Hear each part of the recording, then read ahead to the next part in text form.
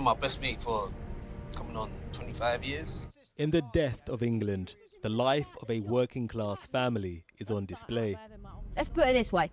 Me and Denise were never as close as Nadine Dorries' tongue was to Boris Johnson's arse.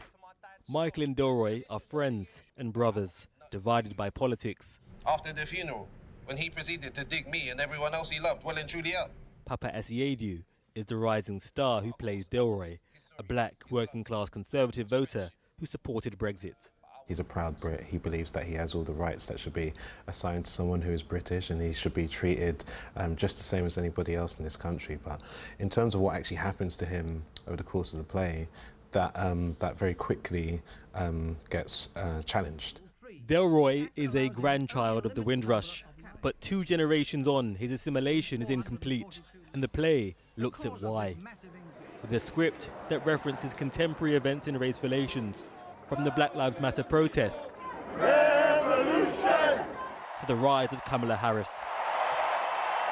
And what is the dialogue that the play is having between the working classes of different races, especially in light of the riots that we've seen take place? I think it's trying to have an honest dialogue. I mean, that's the thing. It's not trying to preach one perspective. It's trying to talk into how difficult it is to manage ourselves and how it takes work. The contradictions within how we behave as a nation, I think, are very funny. We wanted to try and put it over in a way that was so honest that it made people laugh. I think the working classes, British working classes, the rhythm in which we speak has a divine comedy inside it. Well, one of the things that really stands out for me about Delroy is that this is a man who expresses a great deal of anger about Britain, about the politics of race, about white people, yet his friends are white, his partner is white, his desires are white, and there seems to be an anger on his part about assimilating. Is that a fair judgment, and does that reflect a wider tension, particularly amongst British Caribbean people? I think you've hit it on the head. I don't think that the relationship that West Indians have forged with Britain is a easy one. It's fraught with complications and contradictions and hurt. I mean, I remember being taught at school about the British Empire, do you know what I mean? And being taught about how it was the greatest empire that ever was, and you know, it had the biggest landmass, and it was a great thing, and the railways and all of that. You know, I remember I remember it was down to me to figure out how do I fit into that.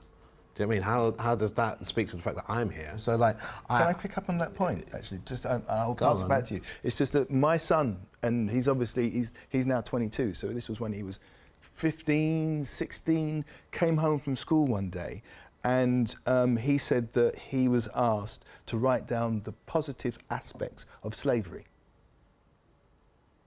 Now what?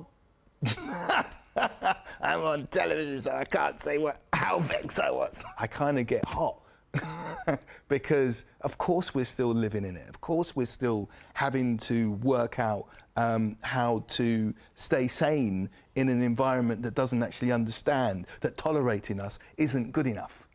But I mean, that's a good question. That you talk about needing to stay sane. Staying is maybe the word that would be in inverted commas there, because sanity, I think, is something that, for Delroy at least, that can kind of come and go, you know. And I feel like his fight, he lives on the precipice, you know, and his fight is trying to maintain or protect or reclaim any sense of security, stability, sanity, if you want to call it. And it's the outside that provides the obstacle or the challenge towards him achieving that. That's the metaphor for being black and working class in The Death of England, a trilogy of plays where the political is personal.